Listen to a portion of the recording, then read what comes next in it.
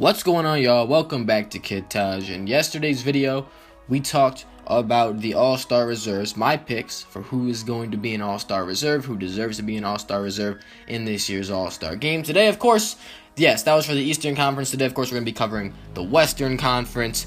Who's going to be an All-Star Reserve, who I think deserves to be in that reserve lineup. Before we get into this, I just want to say a few things other than, if you enjoyed the video, please do not forget to leave a like, comment, an idea for a video down below, subscribe if you're new, all that shit.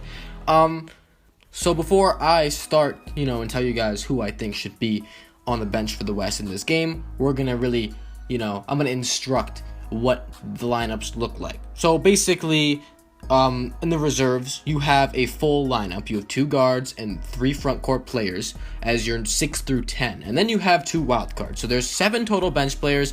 You get 2 guards, 3 front court players, and then 2 wild cards after that. So yeah, we're going to start that. Also, just a note that these are picked by the assistant coaches of the NBA. There's no more fan voting or any of that stuff. It's like it should be really good. They should pick it well. They're smarter, I think, than the player, maybe not players, but like the fan voters. I think these guys know what they're doing. They're coaches in the NBA. There shouldn't be a lot of better sources, for that they're going to tell you who's deserves to be in this All-Star game. So let's get into it. So the bench backcourt, reserve backcourt, backup backcourt, whatever you want to call it, I believe should consist of Oklahoma City Thunder point guard Russell Westbrook and Golden State Warriors shooting guard Klay Thompson.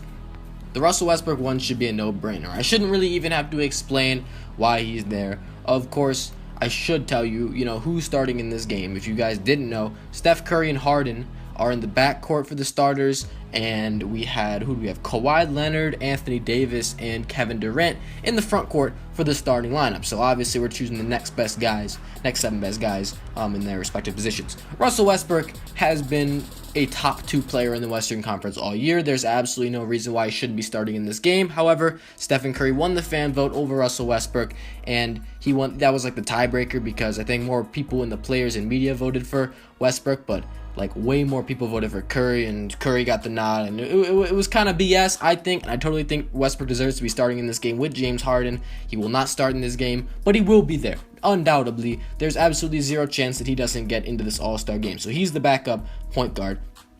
Other backup guard, I said Klay Thompson. Klay Thompson, this one's a little bit more interesting because there are a couple guys you could pick. Other people I think of, when I think of great guards in the Western Conference, Damian Lillard and CJ McCollum, I guess. And one of those guys is waiting in the wild cards. But, there aren't that many, after Westbrook, Harden, Curry, you get down to guys that, you're really considering are they all-stars, and I certainly believe that Klay Thompson is. I mean, he's averaging over 20 points a game, still playing pretty solid defense on the wing, and he's playing on a team where he doesn't get nearly as many shots as he used to get. This is a guy that is a key cog in what looks like to be a 70-win team. Warriors probably going to go get 70 wins this season. I mean, I think they're on pace right now to do that. But he's people a lot of times forget about him because with the addition of Kevin Durant, he's kind of overshadowed, but it's really not his fault because he's still actually contributing. He hasn't been inefficient or anything. He hasn't hurt the team. He's been great for this team, and he's definitely an all-star talent in this league. We're going to go on to the front court for the backups. Backup front court, we're going to start with our 2 forwards because there are 3 front court players. 2 of those guys are forwards, and we got a center. The 2 forwards are Gordon Hayward and Draymond Green. Now, I'm going to start with Hayward. Hayward and the Jazz have been slept on all season. This guy has been phenomenal, and I don't think he's getting the credit anywhere near to where he deserves it. When you think of elite teams in the NBA, you think of the Warriors, you think of the Cavs, you think of the Spurs maybe, or teams that get a lot of press, like the Thunder, or maybe the Knicks or something like that. Teams that they talk about a lot, that we hear so much about because there's good or bad things happening, or whatever, there's some sort of drama. There's never anything coming out of Utah. No one ever hears about Utah, talks about Utah. You don't hear, oh, well, Gordon Hayward's a top forward in the Western Conference. When you ask someone the question, top 3 small forwards in the Western Conference, well, you're going to have Kevin Durant and Kawhi Leonard in the top 2, but who's your third guy? I mean, who? Gordon Hayward. It's just Gordon Hayward, okay? You got to be able to consider this guy as a top-tier player in this league. I think people are still stuck with the fact that, with the opinion, I should say, that this guy's, he's pretty good. He's not an all-star, but he's pretty good player. He's a good scorer. He's a good shooter. This guy does everything. I don't think people know enough about him. He averages 22 points, 6 rebounds, around 4 assists. He does it all. He plays good defense, and he's leading a Jazz team to not only the best opponent's points per game in the NBA, that's defense. They are an amazing defensive team, especially with Rudy Gobert in at the middle. Gordon Hayward has been the leader of this team. Offensively, defensively, they're a top 5 seed in the Western Conference. They'll probably finish top 4 or 5 by the end of the season. I think I'm going to say top 4 because Clippers are going to sink now because the Chris Paul's injured. Thunder are not going to be consistent enough to be a 4th seed. I'm sorry, but they won't. The Grizzlies are like the only threat to them, but Grizzlies are inconsistent anyway. The Jazz are really good. They've just been injured. Now they're healthy. And I think, hey, why not? This team is great. They need to have 1 or 2 all-stars on it, and Gordon Hayward is the first guy you think of. He's the best player on the team. He's got to be there. Okay, so other forward, I said Draymond Green, and a lot of people don't like Draymond Green. They might not think he's good. They might not think he's deserving.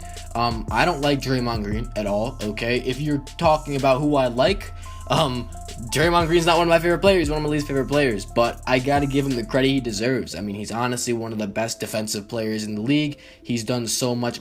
Golden State has they're number 1 in defensive rating, steals, and blocks. That just boggles my mind because we were all talking about at the beginning of the season how they had no rim protection and they were gonna get burnt in the paint all year long, and they were just gonna have to be that crazy offensive team that couldn't guard anyone in the paint. And considering people always talk about Steph Curry and how he's a terrible defender, I mean, he's a little underrated on defense. He's not that good of a defender, but he's not that bad the way people are saying it. That's a topic for another day, though.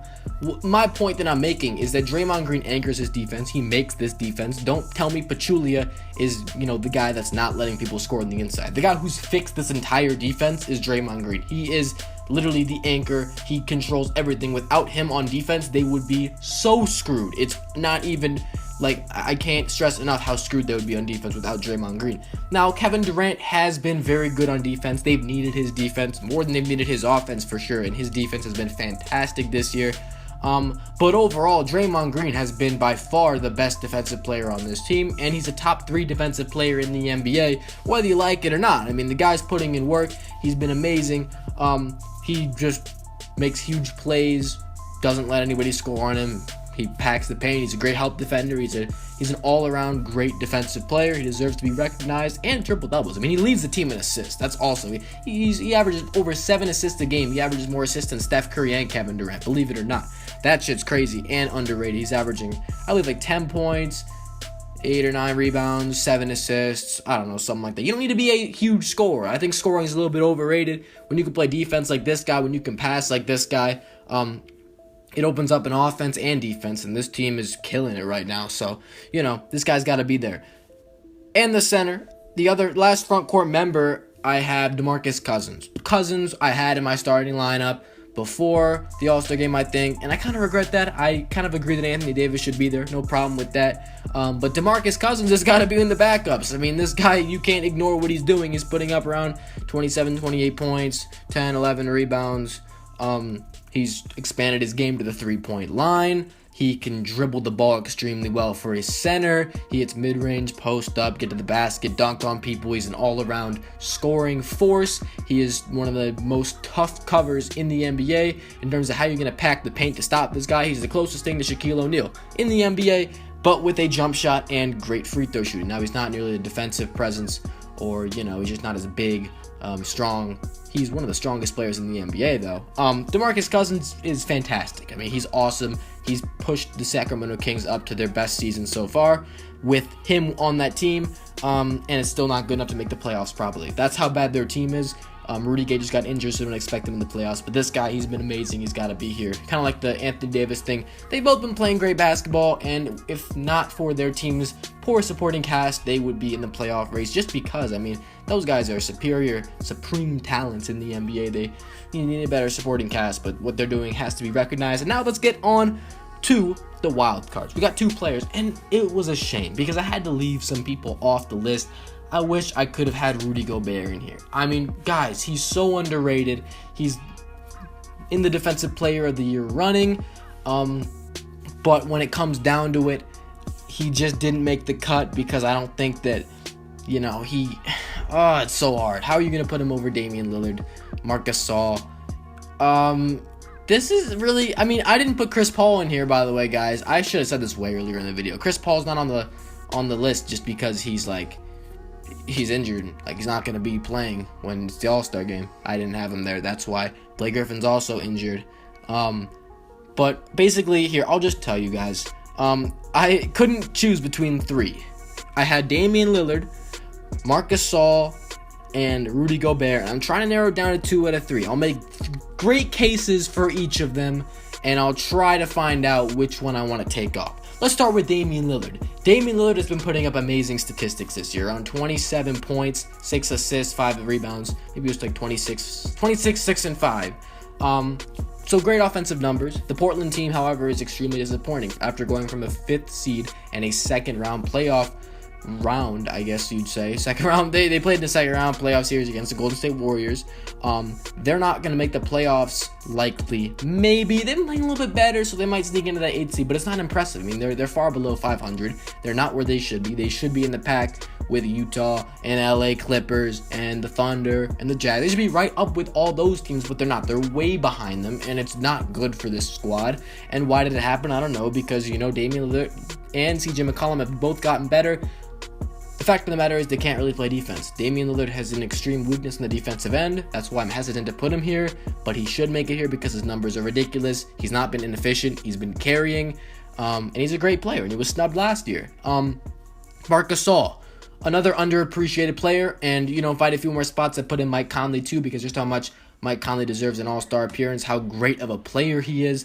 Marc Gasol has been the leader of this Grizzlies team in terms of, he's been there all year. He's been fantastic. He's become a great three-point shooter. He's led them to a 5-6 playoff spot, and they're going to be a tough out in the playoffs for sure, and it's because of him. And mostly, Mike Conley got injured, and the team didn't even lose that much. Everybody thought that they would be just terrible, but he carried them. He led them to W's. He's been great all year. Also, shout out to Mike Conley for coming back from that back injury after 17 days. Dude broke his back and was back in the lineup in 17 days. That's crazy. So Mike Conley's a 4th guy. If I had to have 4th guy, I would say Lillard, Gobert, Gasol, and Conley. But my case for Rudy Gobert. Rudy Gobert had a 27.25 rebound game last night. He's one of the top rebounders in the league. He doesn't score too many points, but he's the best defensive center. He's been the best defensive center in the NBA this year. It's not a coincidence why the Jazz allowed the least amount of points. They're so hard to score on in the paint. When you got a guy like Gobert in the paint, he makes it so tough for you. The dude is ridiculous on the defensive end. His arms are just... I can't stress enough. The thing that Gobert doesn't do that maybe a guy... I think Gobert is a cog in the system. He's another guy that's you need players around him for him to be great too. Lillard is Lillard will get his numbers and whatever. The team's not winning.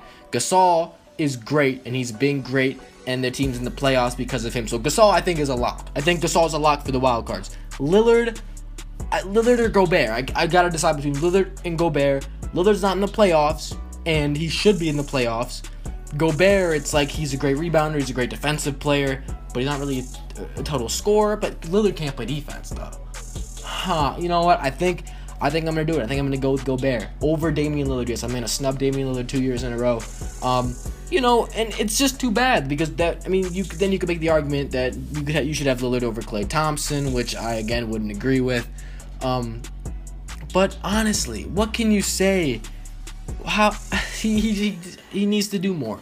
That team needs to win games. I need to see that team succeed, and they're disappointing me right now. And Damian Lillard, I don't know if he's part of the problem, but his defense probably is. The guy can't guard anybody, and they're one of the worst defensive teams ever. So, and he's definitely a huge part of that because him and CJ McCollum are the worst defensive backcourt in the NBA probably. They're really, really bad. They're one of the best offensive. They're probably the best offensive backcourt and the worst defensive. That's pretty funny how that works. Anyway, that's going to do it for this video. We had our lineup. We went with Westbrook and Thompson in the backcourt, Hayward, Green, and Cousins in the front court, and the wild cards were Rudy Gobert and Marc Gasol. And yeah, I'm out. Thanks for watching, y'all. Peace.